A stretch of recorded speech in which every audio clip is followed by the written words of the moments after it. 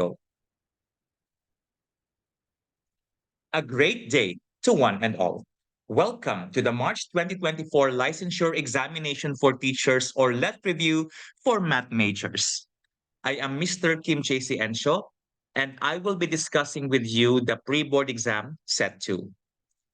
So I hope that you were able to receive the copy of this via quizzes, and I hope you were able to answer them to the best of your capacity. So if you were not able to receive the copy of the said assessment or of this material, please check your active email, or if not, no, we will try our best to reach out with Kurong Pinoy to address those concerns also. So I hope that you are all set. So here's the basic directions. So shade the letter of the correct answer. If the correct answer is not found among the choices, you should shade letter E. So I hope that we are all ready. But before that, let's go and have our prayer first. Let us all be reminded that we are in the most holy presence of God. Lord God, Heavenly King, Father and Lord, thank you for this wonderful opportunity that you have given us to gather in this virtual meeting.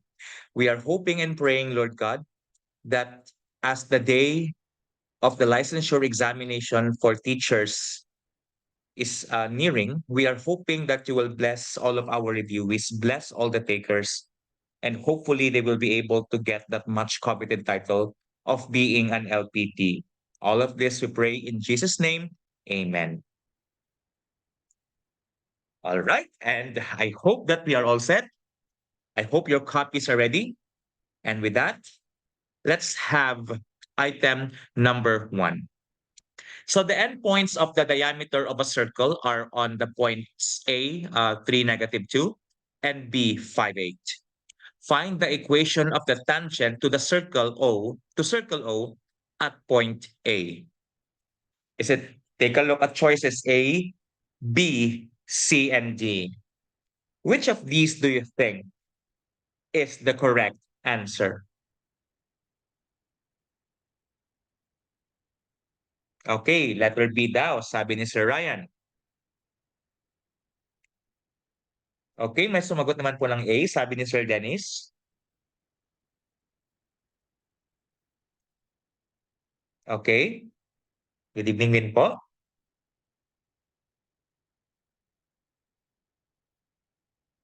Okay.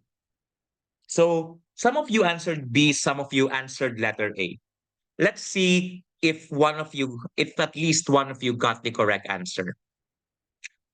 So take note po, no? Knowing that the A and B are the endpoints of your diameter, and let's take first the slope nung ating diameter AB. Using the formula for slope, which is y sub 2 minus y sub 1 all over x sub 2 minus x sub 1. Now, with this, if we do the substitution, solving for the slope of AB, that will be 8 minus -2 all over 5 minus 3. So this is 10 divided by 2, which is 5. Therefore, the slope of line segment AB or of diameter AB is 5. However, tandaan po natin we have to remember that the tangent line is with respect to your radius or your diameter are actually perpendicular at their point of tangency. And remember that if you have two lines that are neither horizontal nor vertical, then these two lines are perpendicular if and only if the product of their slopes is -1, or if the slope of one line is the negative reciprocal of the other.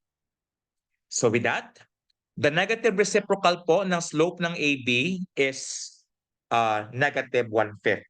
Therefore, the slope of the tangent line, I represented it with slope of TL, should be -1/5.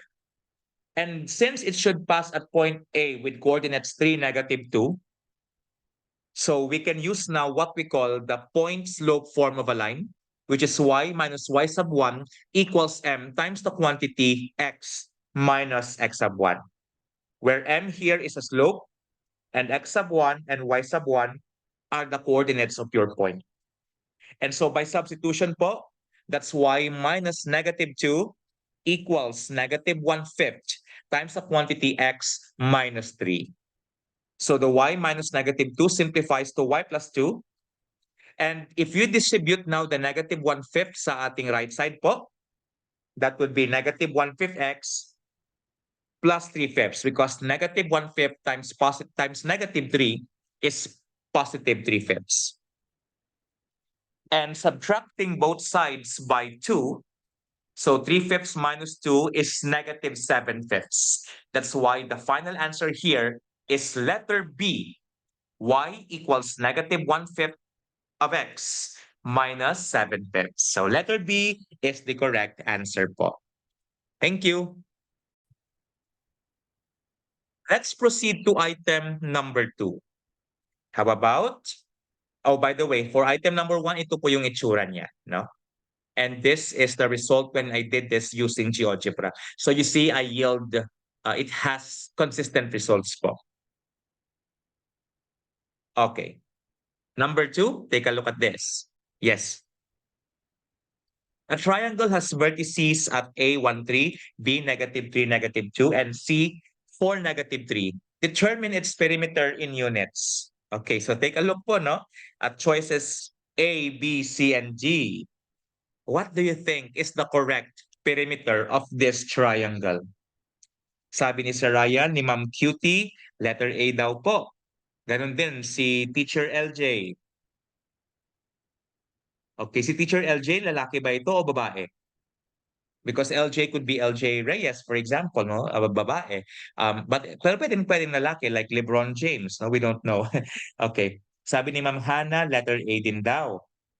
Okay. So take note, no? To get the perimeter of this triangle, it is very important po that we determine the lengths of each side of this triangle. And we can do this using the distance formula. That's why from here, for example, if I will use the distance formula, which is the square root of the quantity x sub 2 minus x sub 1 squared plus y sub 2 minus y sub 1 squared to get the length of AB, then it will be the square root of the quantity 1 minus negative 3 squared plus 3 minus negative 2 squared. And this one will become 4 squared plus 5 squared, di po ba? Which is 16 plus 25. So this thing simplifies to square root of 41 units po. Now, if you will do the same thing, no, to segment BC, you will get 4 minus negative 3 squared plus negative 3 minus negative 2 quantity squared. And this one simplifies to 7 squared. Ito naman po ay magiging negative 1 squared. So this thing simplifies to square root of 50, which is simply equal to 5 square root of 2 units. And lastly po, we have the length of CA. So we have 1 minus 4 quantity squared plus 3 minus negative 3 quantity squared. And that becomes negative 3 quantity squared plus the square of 6, which is actually square root of 45, or simply 3 square root of 5 units using your calculator. And we know po, no, that to get the perimeter of a triangle, we simply add the lengths of the 3 sides. Thus, the perimeter is the total lengths of AB, BC, and CA, or simply square root of 41 plus 5 square root of 2 plus 3 square root of 5. And if you answered letter A, congratulations, you got it right po. Good job po. All right. Number 3. What is the area in square units of the quadrilateral formed by the points 0, 0, 4, 0, and 5, 3. Did you go for 12, 15, 18, or 21?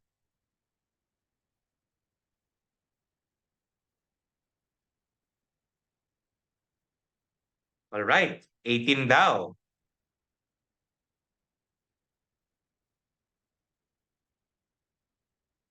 Mhm.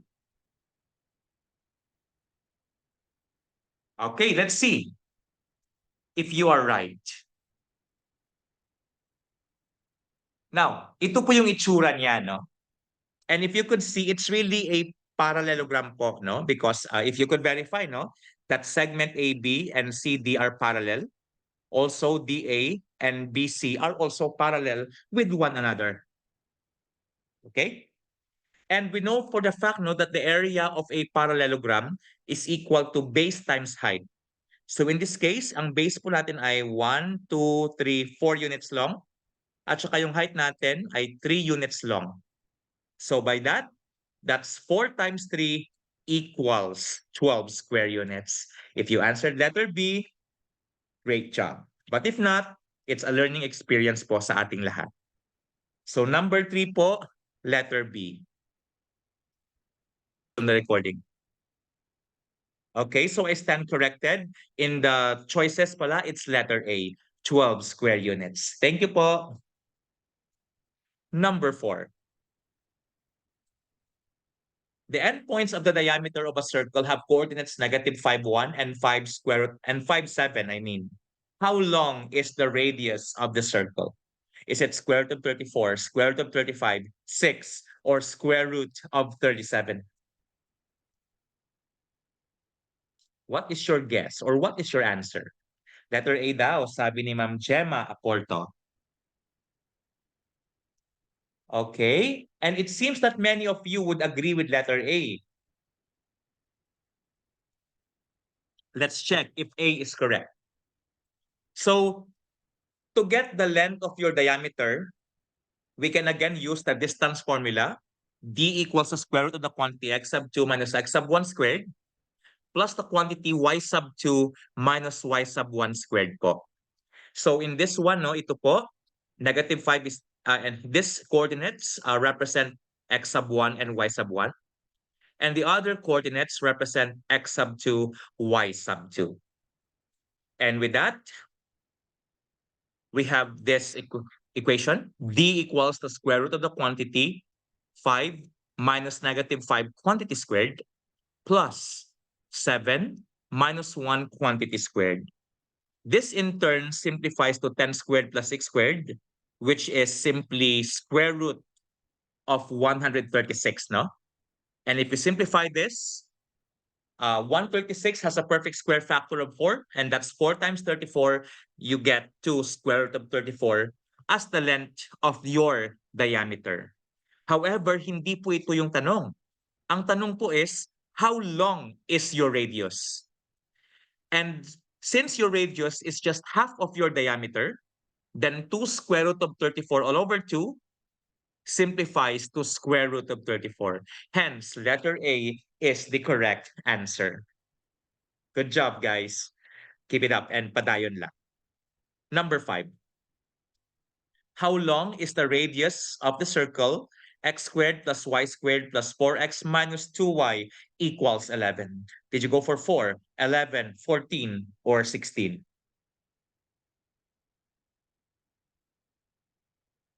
Okay. We have letter A so far coming from various people or persons. It seems that many of you are convinced. So let's see kung tama po kayo. Now, yung ginawa ko po dito is una,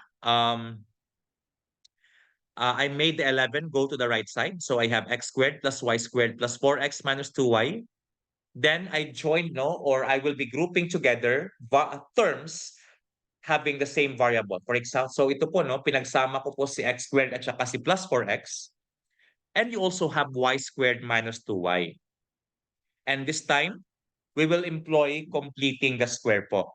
Take note ha, in this case, we can employ completing the square directly na po Kasi yung yung numerical coefficient ng x squared at saka y squared ay both equal to 1.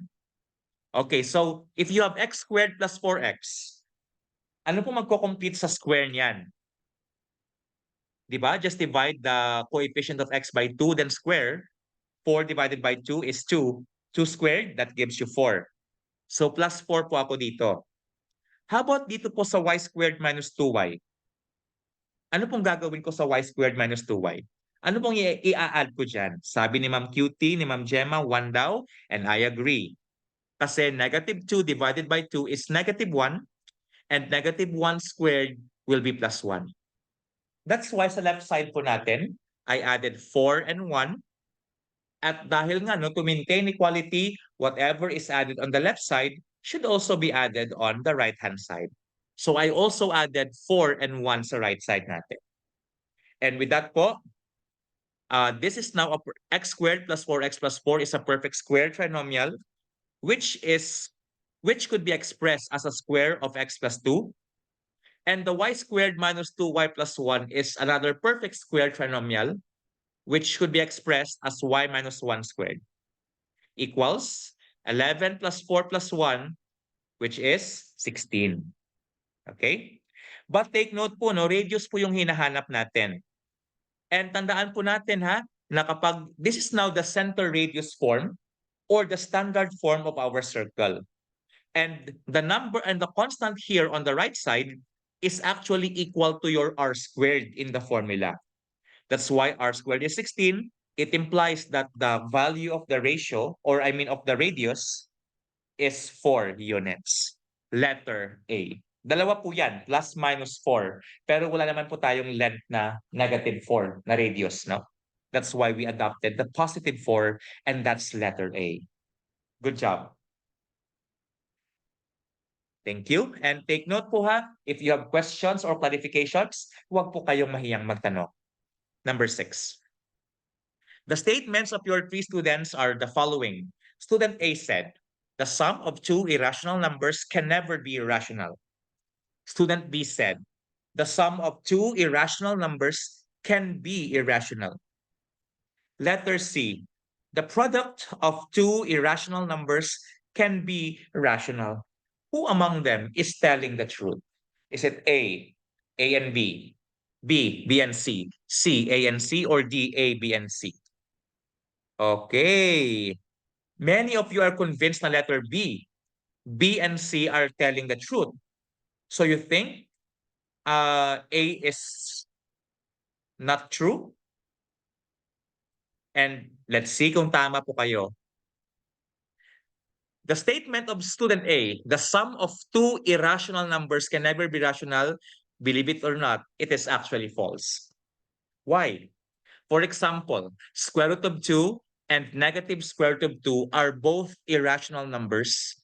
But if you add them, it gives you 0. And 0 is a rational number. Therefore, A is false because the sum of 2 irrational numbers can be rational. How about letter B? Is it true or false? The sum of 2 irrational numbers can be irrational. Is it true or false? It is true. Tama po. For example, 2 square root of 2 and 3 square root of 2 are both irrational, yet their sum is 5 square root of 2, which is still irrational. And the third one, the product of 2 irrational numbers can be rational. Is it possible? Is it true or false? Can be rational.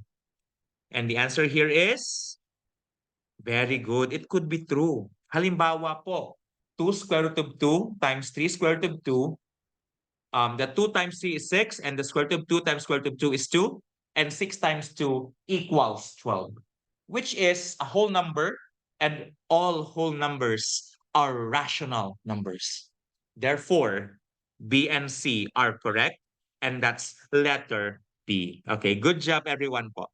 Keep it up. Okay, number 7. Consider the solution of a student as shown. Where did the error start? A, L1, B, L2, C, L3, or D, L4?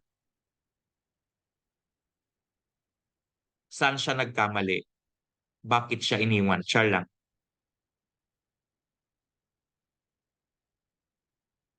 Which line ang mali? Saan nagsimula ang mali?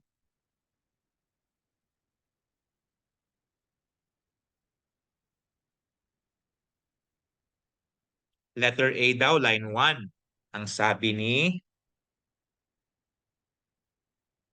walang figure daw. Ay, okay. Sige, sige lang po. But anyways, with this one po, no? Saan po nagsimula yung mali? Nagsimula siya sa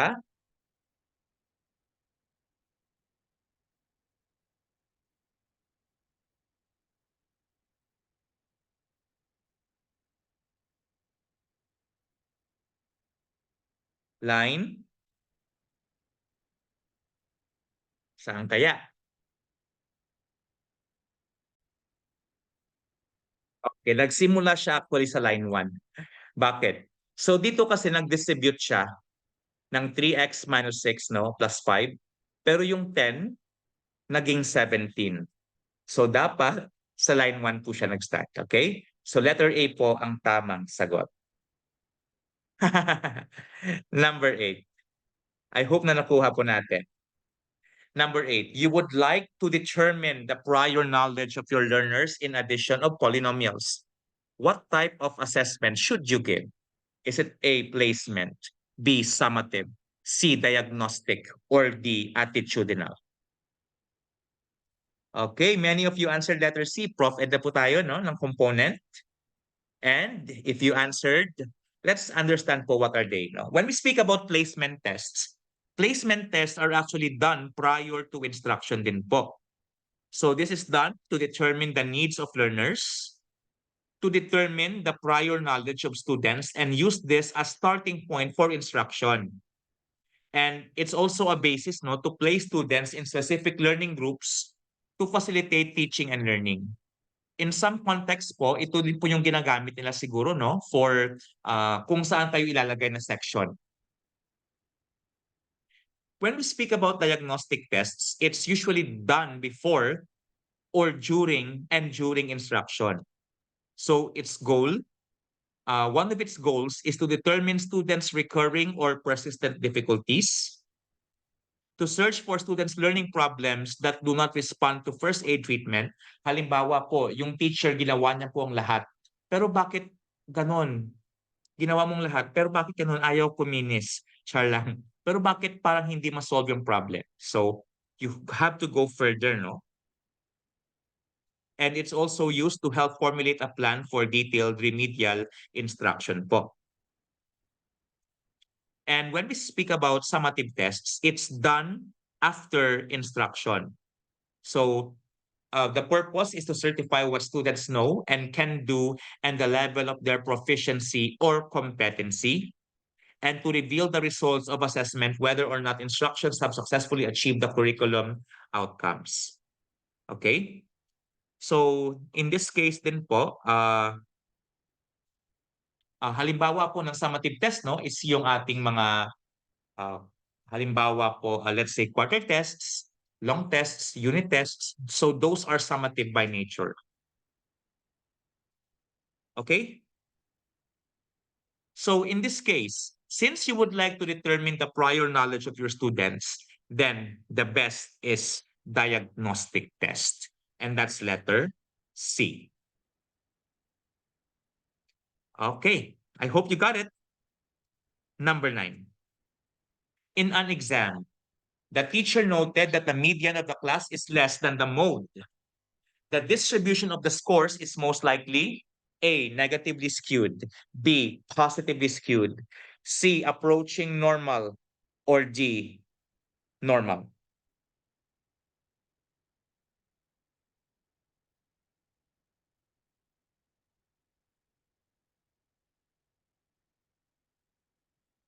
What do you think?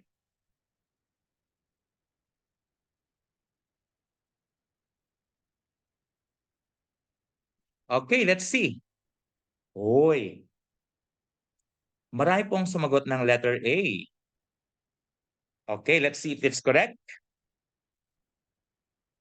Okay, so take a look at this po ha. When we speak about positively skewed distribution, this in this type of distribution po, no, the mode is less than the median and the median is less than the mean also.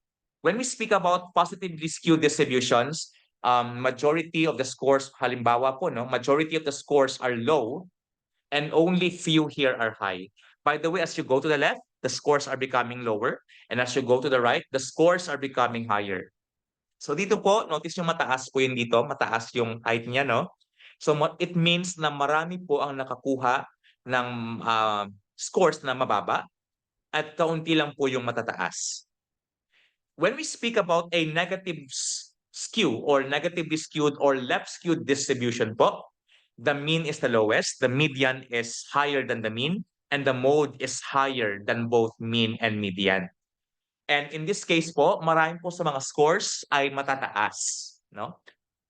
And so you could see po, maliit lang po yung nakakuha ng mababang score at marami po yung nakakuha ng matataas na score. So therefore, since the median here is less than the mode, so dapat yung median ay nasa left ng mode. And it's true when you have a negative skew or negatively skewed distribution. Letter A. All right. Good job, guys. Number 10. Mrs. Camariosa noted the pretest scores and the post-test scores of learners in circles topic.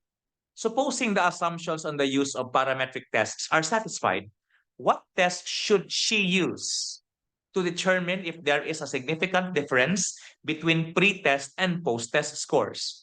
Is it A, ANOVA, B, Pearson's R, C, paired samples t-test, or D, independent samples t-test? Okay, many of you answered letter C, paired samples t-test. And if you answered letter C, so usually po, no? When do we use ANOVA? We use ANOVA, particularly one-way ANOVA, if you would like to determine if there is at least a significant difference in at least two or more groups, no? Or pairs of groups, I mean. Pairs of scores, for example. Halimbawa po, no, you would like to determine if there is a significant difference in the mean scores of students when they are grouped according to, for example, grade level. I-compare mo who was a better performance, grade 7, grade 8, grade 9, or grade 10. Pearson's R naman po, its goal is to determine if two variables, if you have a bivariate pair, no, a bivariate data, if there is a relationship between these two paired variables. So pares po sila. And you would like to determine kung meron nga bang relationship yung dalawang variables na to. Yung paired samples t-test naman po ay ginagamit natin if you wish to determine if there are differences of two related samples. Halimbawa, pre-test at saka post-test. You took them from the same population, halimbawa po, and you would like to determine if there's difference between the two measurements. Paired measurements din po. And your independent samples t-test naman, if you have differences of two groups, no? Usually po, kung two groups, ginagamit po natin yung independent samples t-test, yung ANOVA, 3 or more. But actually, one-way ANOVA could also be used even na may dalawang groups ka lang. So the correct answer here is letter C. Okay, good job, guys. All right. Number 11. The teacher noted the scores of the two sections she is handling in a certain quiz. To determine which section is better in terms of scores, she needs to solve for measure or measures of, is it A, position, B, partiality, C, variability, or D, central tendency? What do you think?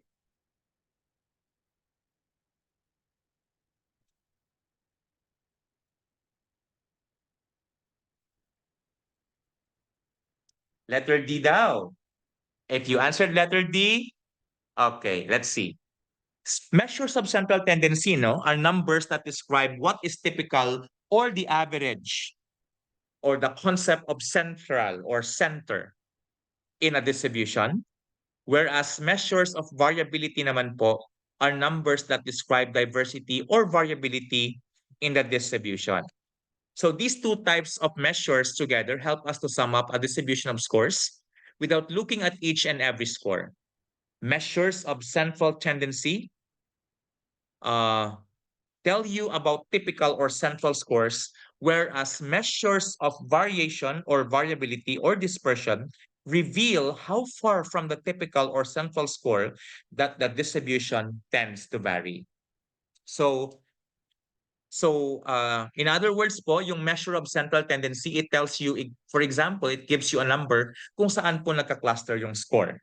Whereas yung measures of variability naman po is kung gaano nga ba kalayo yung scores, no, from the mean. So the correct answer here is measure of central tendency. Because those typical values, no, those values you are going to solve for certain values that best represent the group. Letter D po. Number 12. Mrs. Ang noted the grades in science and mathematics of her learners for the first grading period. Supposing the assumptions on the use of parametric tests are satisfied, what test should she use to determine if there is a relationship between math and science grades?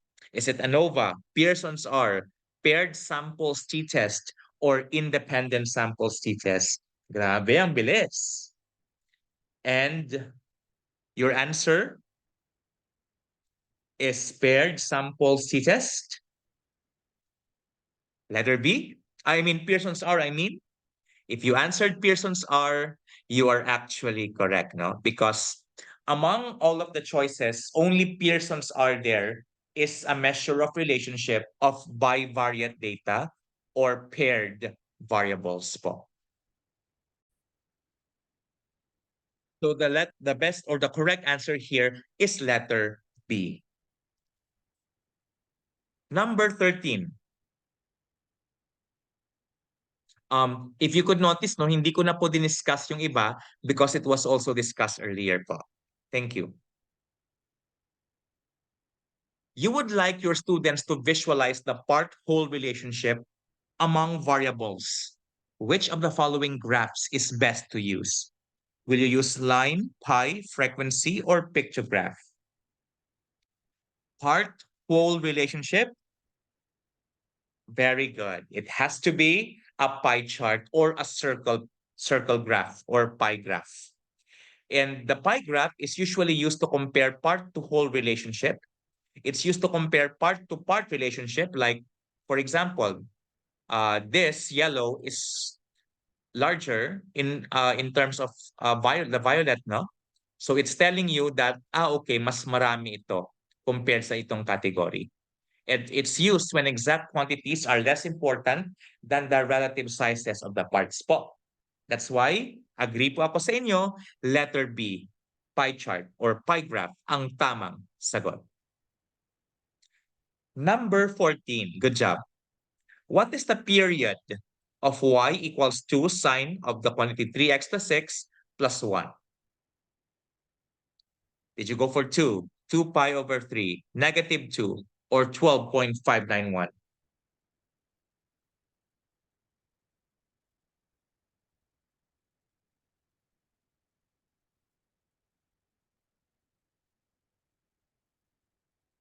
Okay, what do you think? Okay, letter A daw. May sumagot ng letter A for number 14.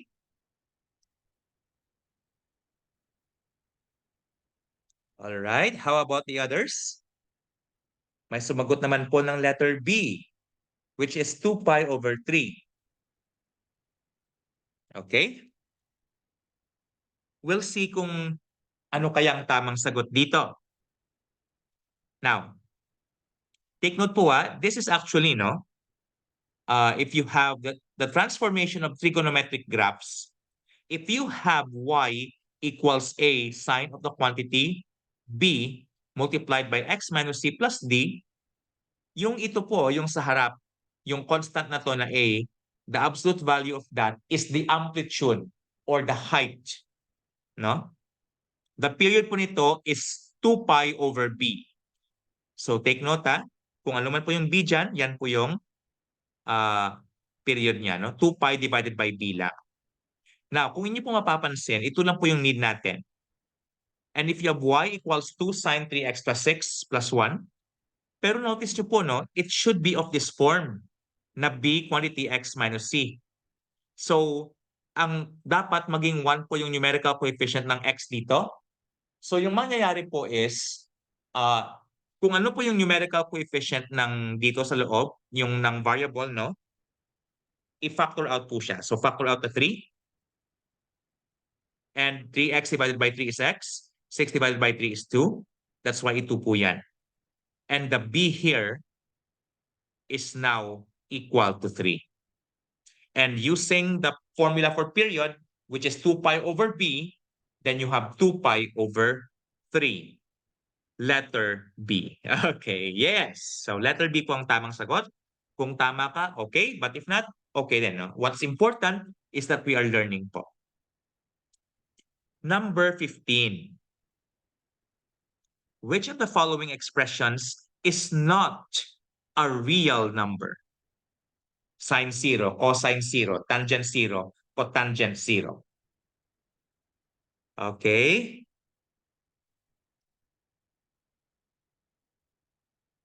Okay. Many of you answered letter D, which is cotangent 0. Let's see. Sine 0, if you use your calculator, you could verify that sine 0 is equal to 0 degrees. Okay? Now, also, cosine 0 is equal to 1.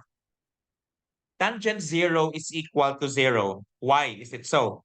Because tangent 0 is equal to sine 0 divided by cosine, di ba? Yung tangent is sine over cosine. That's why sine 0 divided by cosine 0, that's 0 over 1 or simply 0. However, the definition of cotangent is cosine over sine. So that's why magiging 1 divided by 0. But since you are dividing a non-zero number by 0, then that expression is undefined.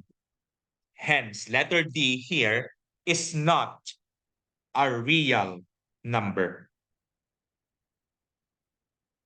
16. Consider triangle ABC with a length of AB and equal to AC. If angle BAC is equal to 30 degrees and its area is 400 square units, how long is AB? Did you go for 20, 30, 40, or 80?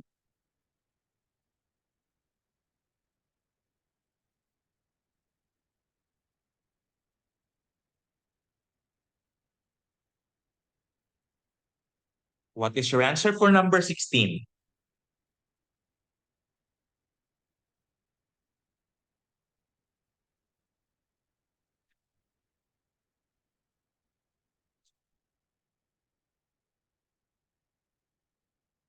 Okay, so let's wait for a few moments. So letter C daw. May sumagot po ng 40.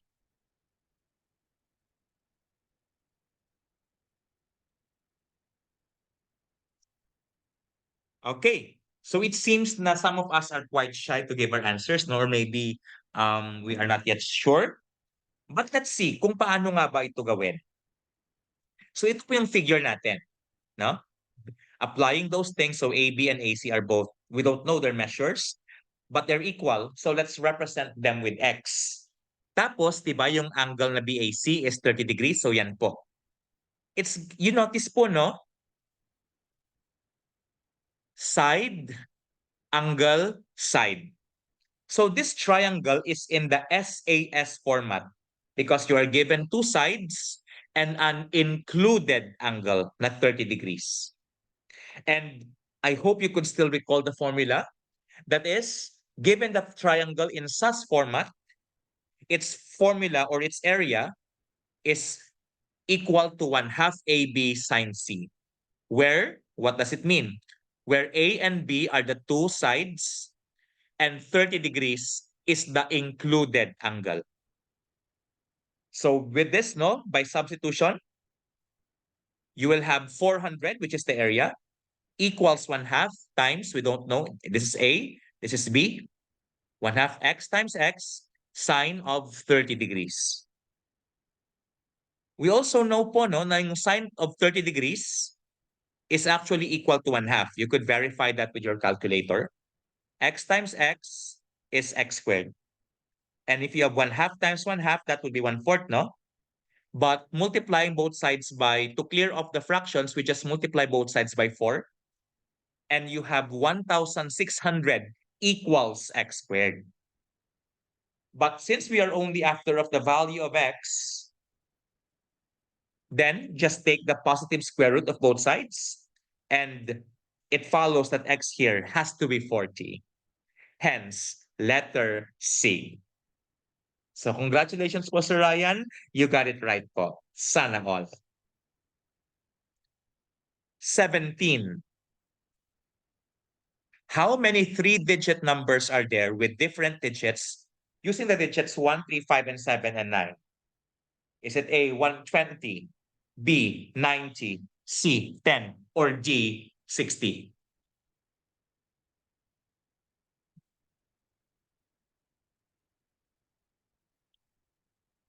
Okay, so this is now combinatorics. What is your answer for number 17? Okay, D daw ang sabi ni Sir Jerome.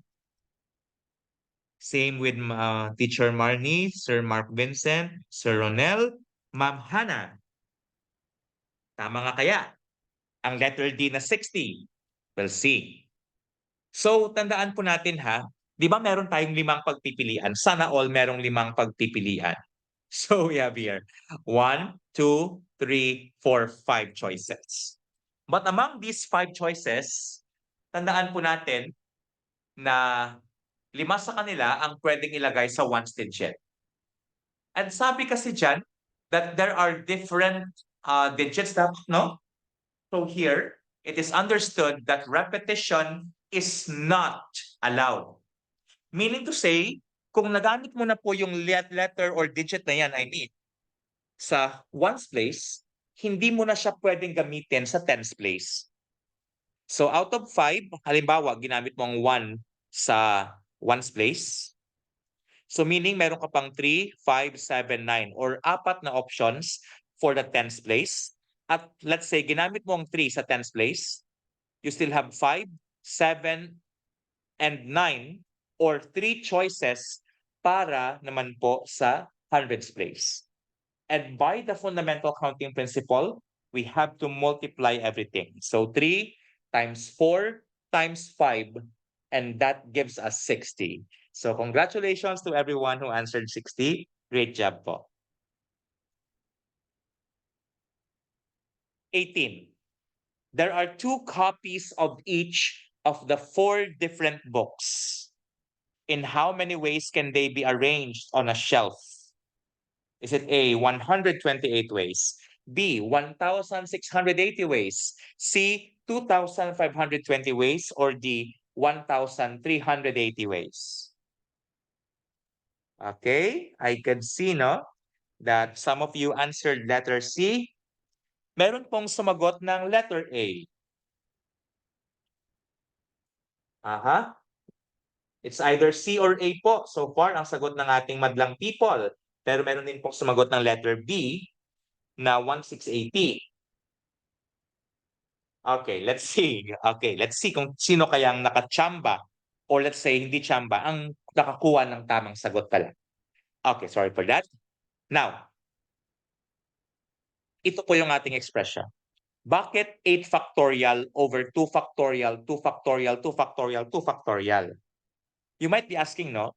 Kasi 'di ba, merong 4 na books, tigda 2 copies each. It means na meron po tayong 2 times 4 or 4 times 2 na equal to 8 books lahat-lahat. That's why there are 8 factorial ways sa ating numerator. However, dahil ay halimbawa po yung book A dalawa silang identical, then if you interchange the two, no, together, then it will not create any meaning. That's why we divided it with 2 factorial. In a similar manner, 2 factorial din po sa isa pang aklat, sa isa pang aklat, at saka sa isa pang aklat. We have to divide them because their order does not matter po. Hence, simplifying this gives you 2,520. If you answer letter C, congratulations. Sana all. I hope na nakuha po natin. 19. Given a standard deck of 52 cards without the jokers, how many 5-card hands will have 3 aces and 2 kings? Is it 30, 24, 16, or 120?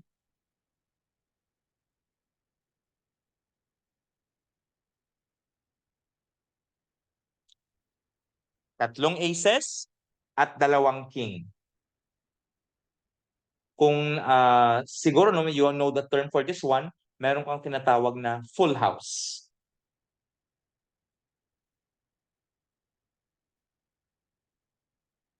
Sabi ni teacher okay sir, okay, marami kayo. Sagot nyo is letter B, which is 24. 24 is, dan. We'll find out po.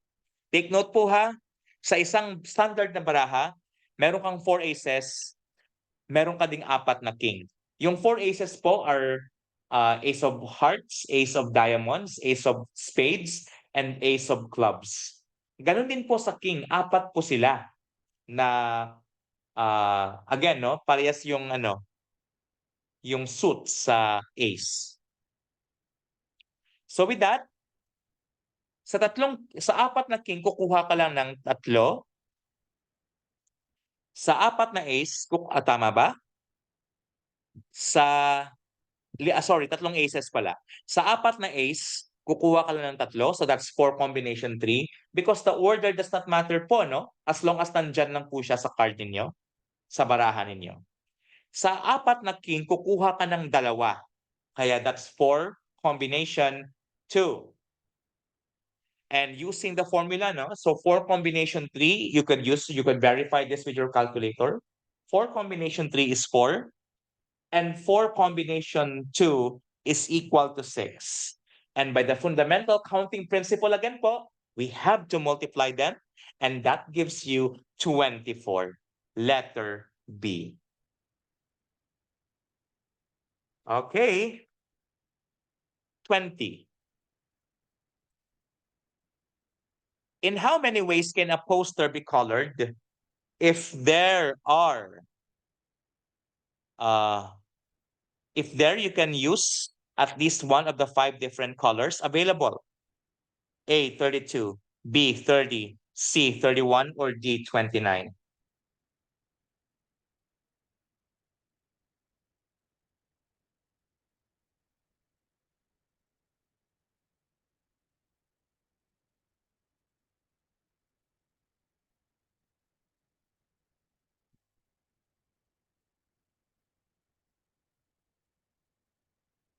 Okay? Letter C daw.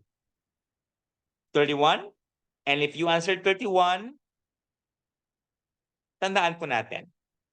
It's actually a theorem po, no? That if you have NC1 plus NC2 plus NC3 all the way until NCN, that's actually 2 raised to n minus 1. You could verify that po. It follows also that if you have 5C1, kasi di ba 5 kulay, and you can choose at least 1 color. So 5C1, you can choose exactly 1 color. 5C2 is 2 out of the 5. 5C3 is 3 out of 5 colors. 5C4 is 4 out of 5 colors. And 5C5 is that you will use all of the 5 colors. Using the formula, that's 2 raised to 5 minus 1. 2 raised to 5 is 32 minus 1. And that is 31. Letter C. In fact, kung gusto nyo po, no? Bakit kaya minus 1? Because theorem po na kapag meron kang nag-start ka sa NC0, NC0 plus NC1 plus NC2 all the way until NCN, the answer is always 2 raised to n. But since we don't need NC0 here, NC0 has a value of 1. That's why sinabtract po natin siya dito sa right side. Siguro iba po yung technique ng iba. Siguro ginawa nyo ito manually. Basta ito po yung concept niya. 21. Find the probability of an event if the odds that it will occur are 3 to 2. Odds that it will occur are 3 is to 2.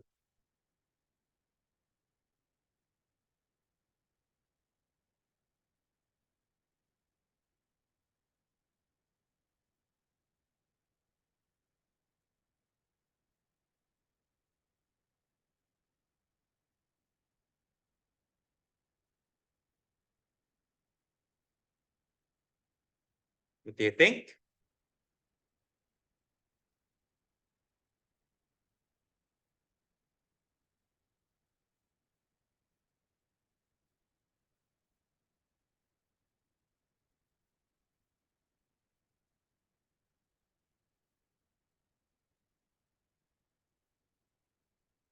Okay, letter B daw. May sumagot ng letter A. Okay, take note po kapag sinabi po nating odds that it will occur is 3 is to 2. When we say odds, 3 are in favor and 2 are not in favor. Again, yan po yung ibig sabihin ng odds, no? Dito.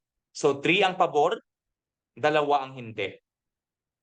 Which means the odds to occur is 3 to 2 implies that the success is 3 parts here and the 2 here is the failure, 2 parts. And all in all, the whole has 3 plus 2 or 5 parts. And out of that 5 parts, 3 parts ang successful na mangyayari ito. Hence, the probability is 3/5 that has to be letter B. Okay, I hope po na-clear po sa atin ang odds. Okay? Kung odds in favor po, 3/5. But if odds against, gamitin po ninyo yung failure. Kung odds against po, that's 2/5. Okay, 22. Annie plans to answer all of the items in a 10-item multiple choice test with choices A, B, C, and D. In how many ways can she answer the said test? It is an assumption here that you will answer all items with only either A, B, C, or D, and you will place only exactly one answer per item.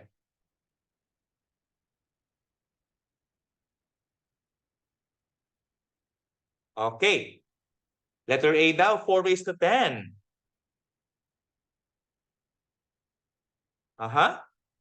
If you answer 4 ways to 10, tama nga ba kayo o hindi? Tingnan po natin. So each of the 10 items could be answered in 4 ways. So by the fundamental counting principle, ito po yung item number 1, 4 ways. Item number 2, 4 ways. All the way until the last item, 4 ways each. And by the fundamental counting principle, we have to multiply all of this. So since there are 10 fours, then that's 4 raised to 10. So that's letter A. All right. Good job so far. So far, so good. Now, 23. For how many natural number values of n is 3n plus 10 all over n minus 3 an integer? Is it A 2, B 3, C 4, or D 5?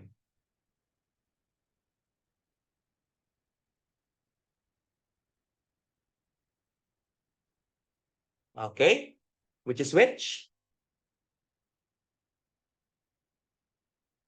Letter A, dalawa. Check po natin. So take note, no? So some of you might be unfamiliar with this, but many of you answered letter A. Now, ang technique po dito is i-divide po siya. So if we simplify this thing, no? Ito po ay magiging if you will divide 3n plus 10 by n minus 3, you will get 3 plus 19 all over n minus 3. And take note ha, dapat integer po ito. 3 is already an integer here. And for this expression to be an integer, dapat 19 over n minus 3 should also be an integer, di po ba? Because if you will add an integer with another integer, the result is always an integer. But if you add an integer with a number that is not an integer, so sure po na yung sagot natin ay hindi po magiging integer. Hence, kailangan po na yung 19 all over n minus 3 ay integer dapat. Kasi kung hindi, hindi po magiging integer yung value ng expression na to. So with such, no? Since integer po si 19 over n minus 3, and n minus 3 is your denominator, it follows na dapat si 19 ay divisible ng n minus 3 or si n minus 3 ay dapat factor ni 19. Alam po natin na 19 is 1 times 19, no? So, ibig sabihin po niyan, yung n minus 3 could be equal to 1 or n minus 3 could be equal to 19. So, if n minus 3 equals 1, it follows that n is 4. If n minus 3 equals 19, it follows that n is equal to 22. And with such, 19 could also be expressed as negative 1 times negative 19. So it follows also that n minus 3 could be equal to negative 1 or equal to negative 19 po. So if n minus 3 equals negative 1, ibig sabihin n mo could be 2. And if n minus 3 equals negative 19, then si n mo po ay negative 16. So in this case po, ilang values po ba?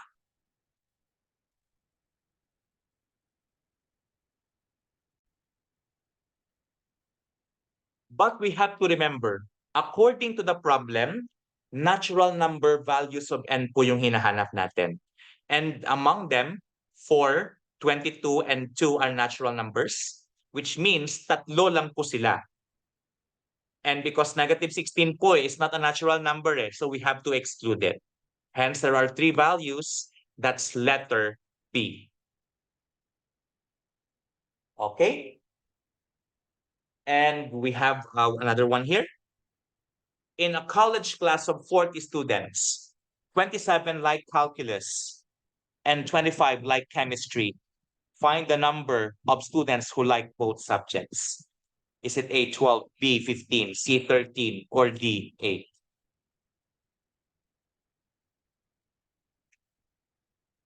We have 12. Okay.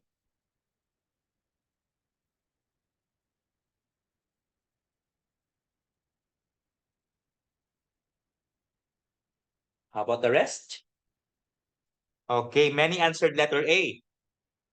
And here's a technique po, no? It's actually a theorem that the cardinality of A or B is equal to the cardinality of A plus the cardinality of B. And the whole thing, no, will be subtracted by the cardinality of A and B. A or B is the union. A and B is the intersection po. Now, mula dito, remember that ito po yung given.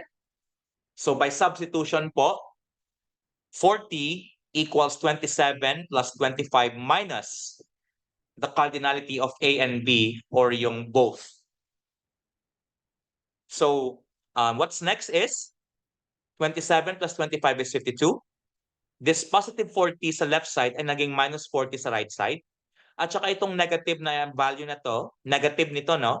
Dahil pupunta po siya sa left side, magiging positive siya. Hence, the cardinality of A and B or A, both A and B is equal to 52 minus 40, which is equal to 12. So meaning 12 do both or like both. And that's letter A. Okay, so we're done with the 24 items, but we still have some extra maths here. Okay, so I'll post the questions here. It's not part of your quizzes, but try this one. Take a look at this figure. In inscribed quadrilateral ABCD, angle A equals 3x plus 5, angle B equals 2x plus 15, angle C equals x plus 35 degrees, and you are asked, what's the measure of angle D? Okay, please, I'll give this problem a try. I'll pause the video and hopefully try solving for this. And there are no choices here, by the way. You just have to give your own answer. For the meantime, I will pause this and I'll wait for your answers. Okay? To give you a clue po, no, to those who don't know, this is an example of what we call inscribed quadrilaterals, or in some books, they call it cyclic quadrilaterals. And one property of cyclic quadrilaterals or inscribed quadrilaterals is that opposite angles are always supplementary. Again po ha, opposite angles are always supplementary. Ibig sabihin po, kapag inad po natin yung opposite angles, then dapat yung sum nila ay magiging 180 degrees po. Okay?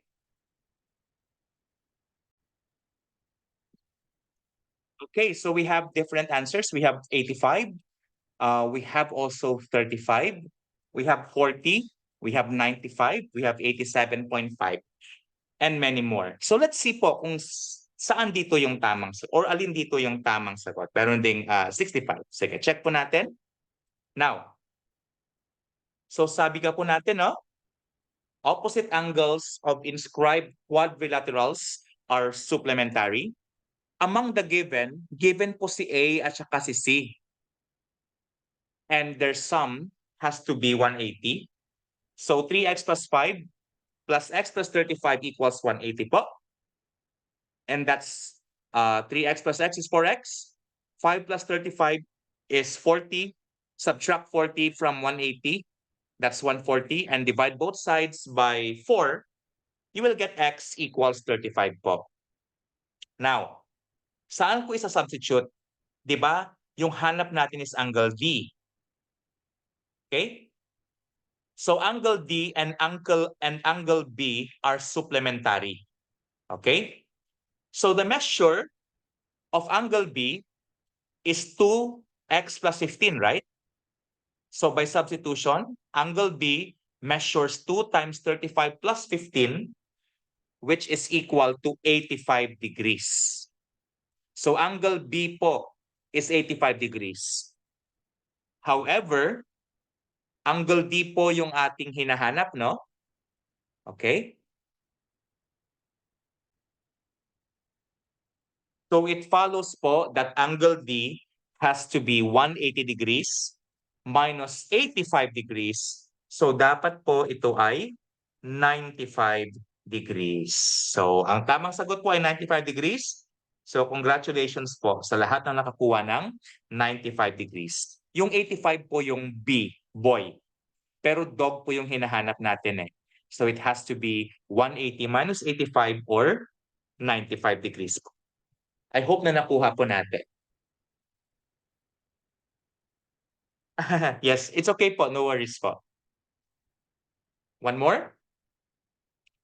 The three medians of a triangle are drawn as shown. If the sum of the areas of triangles BDG, ito po, si BDG ito, at saka si AGF. AGF nandito. Yung sum ng kanilang areas ay 18 centimeters squared. What is the area of triangle ABC? Ano po yung area ng kabuuang triangle po natin? Okay? So again, please feel free to try this. I will pause the video po muna. I will pause this. And please, I hope that you will try your best to give us the answer. Okay, I'll pause this po muna. Okay? So sabi ni Sir Ryan, Sir Jerome, Ma'am Gemma, ni Sir Ronel, 54 square cm.